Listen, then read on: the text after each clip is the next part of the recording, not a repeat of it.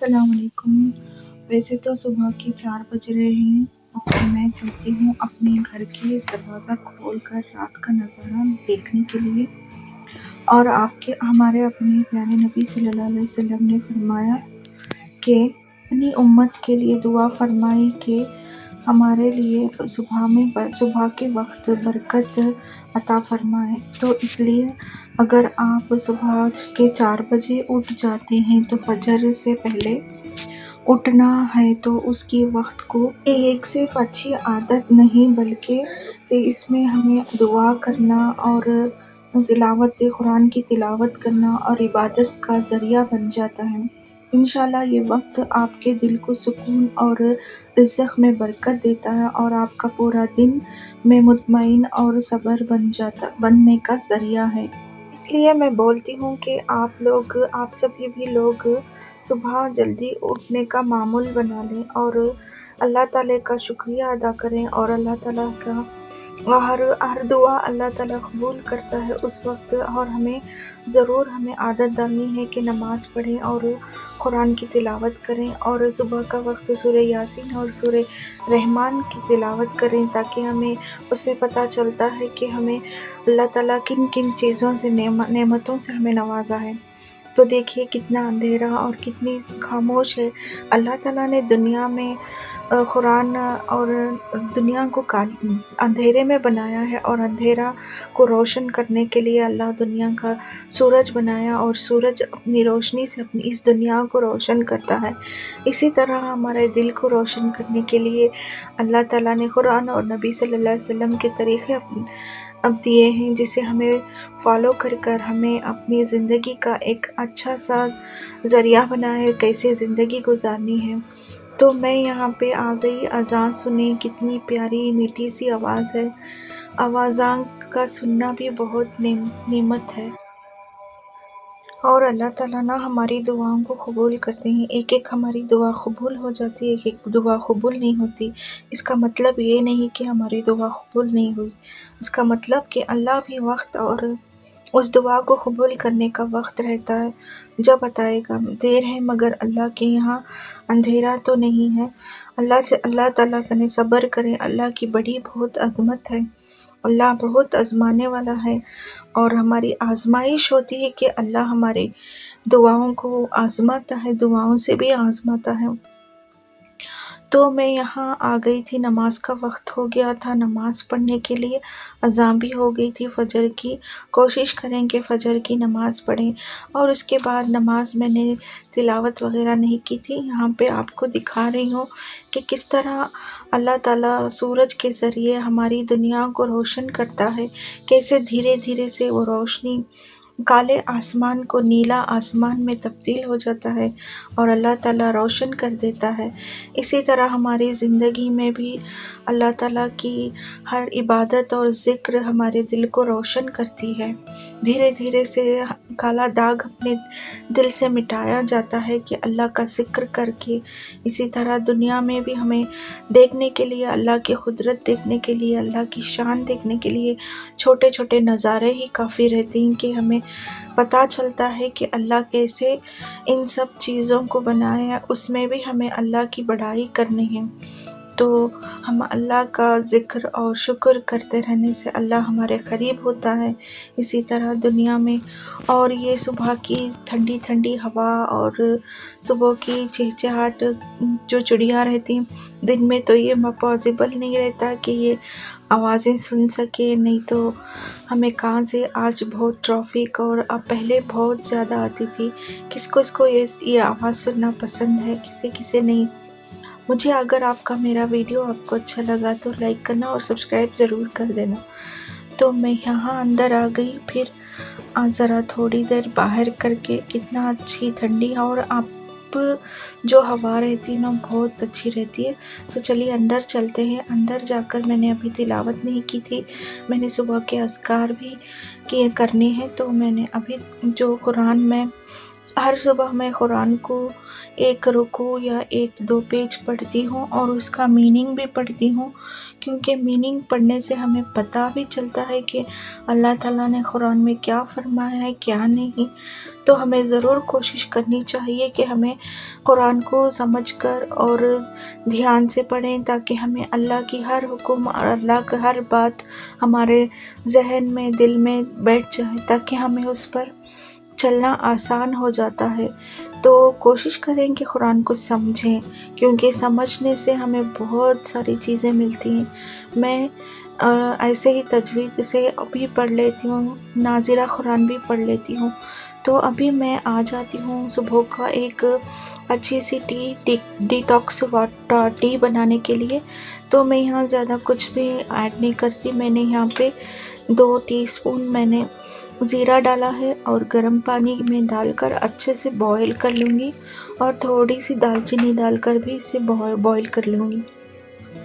तो सुबह का वक्त मैं ये भी लेती हूँ, और एक मैं सौंफ और अजवाइन भी रात को भिगोकर उसे भी बनाकर पीती हूँ। इससे पीने से आपका बोटैक्स जो भी बॉडी में ब्लूटन पैदा हो जाता है, मगर अच्छे से स्वेलिंग वो सब चला जाता है और बॉडी को भी टॉक्सिक्स करता है। तो जो गंदे टॉक्सिस रहते हैं ना, वो भी निकल जाता है। तो मैं यहाँ पे दालचीनी इतनी डाल रही हूँ। अगर अभी तो सर्दियाँ शुरू हो गई ना, तो दालचीनी डालकर आप पी सकते हो। गर्मियों के दिनों में उसको मैं अवॉइड करती हूँ, क्योंकि तो अवॉइड करने से थोड़ा सा गर्मी नहीं होती। तो यहाँ पे मैं आ गई थी नाश्ता बनाने। ये चुड़ी की भाजी है, इसको मैं अच्छे से क्लीन करके धो के आज नाश्ते में मैं यही इसकी सब्ज़ी बनाऊंगी। बहुत आसान है, बहुत जल्दी बन जाती है, मगर इसको क्लीन करने के लिए ही वक्त लगता है। तो मैं आ गई थी किचन में मेरी बेटी का लंच तैयार करने के वास्ते, और उसको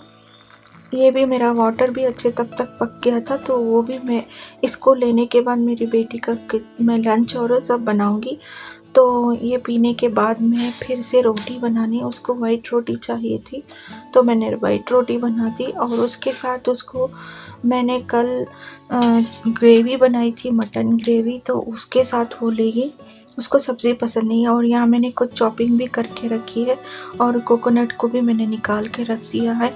इसको मैं इसे शेरवे में बनाकर, हमें शेरवा बोलते हैं। और ये परोठा था, ये परोठा बना को दी, मलबार परोठा। तो चलिए उसे नाश्ता देकर मैं आकर सब्ज़ी बनाती हूँ। तो पहले उसे मैं यहाँ पे वो जो ग्रेवी था उसके साथ रोटी दे दूँगी। तो बहुत टेस्टी था, बनाकर थी तो माशाल्लाह बहुत अच्छा सा था शेरवा। तो आपको किसी को पसंद है ऐसे रोटी के साथ शेरवे में खाना। मुझे तो बहुत अच्छा लगता है, मगर आज मुझे हेल्दी और अच्छा सा ग्रीन लीव्स का सब्ज़ी बनाने का दिल कर रहा था चुड़ी की भाजी में। मैं यहाँ पे ये नाश्ता देकर उसे रेडी कर आती हूँ, उसके बाद हम सब्ज़ी बनाएंगे।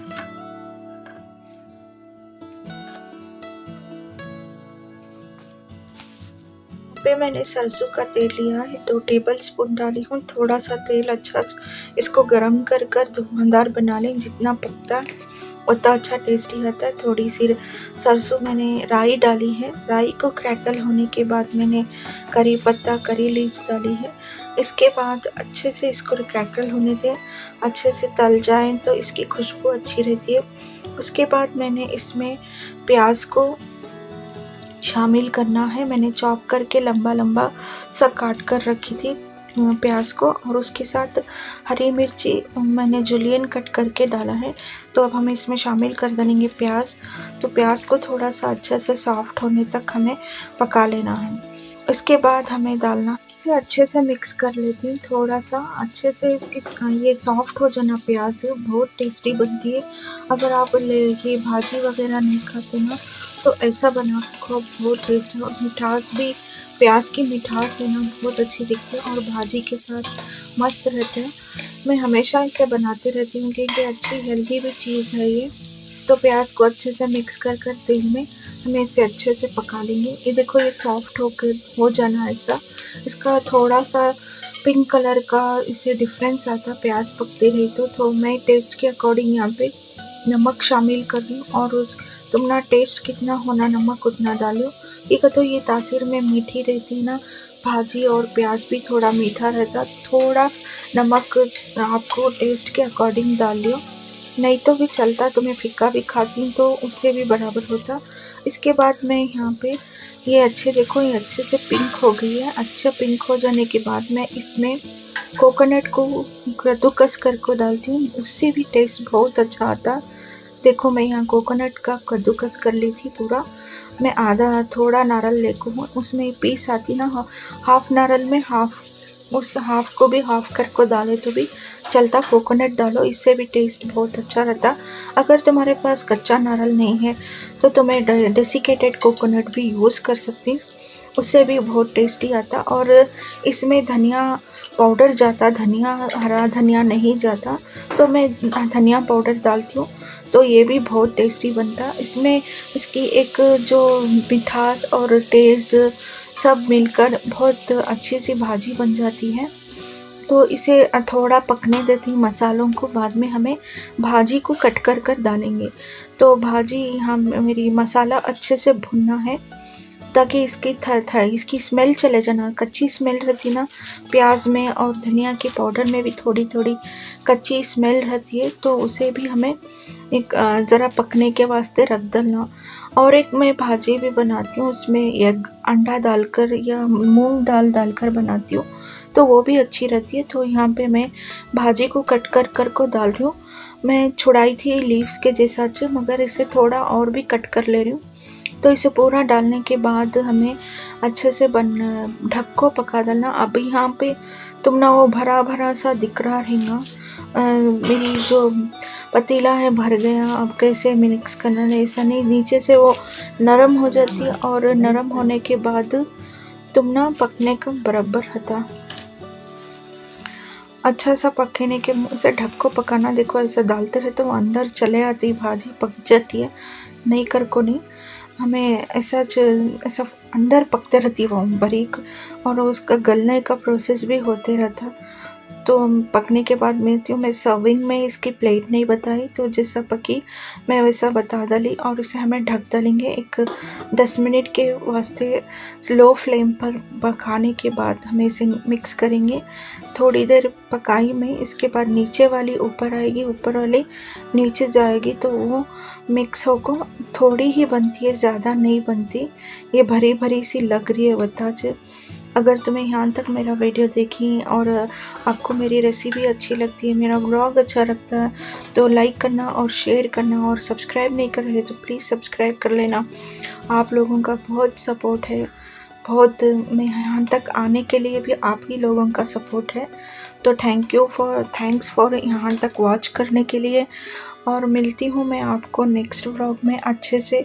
सैटरडे को मैं चाहती हूँ कि मैं एक इंट्रो डालूँ, और वो इंडिपेंडेंस है। आप लोगों को सबको इंडिपेंडेंस डे का बहुत बहुत शुभ मुबारकबाद देती हूँ, और एडवांस इंडिपेंडेंस डे सेलिब्रेट करें, बहुत हमारी आज़ादी है। तो मिलती हूँ नेक्स्ट व्लॉग में। टिल देन टेक केयर, अल्लाह हाफिज़।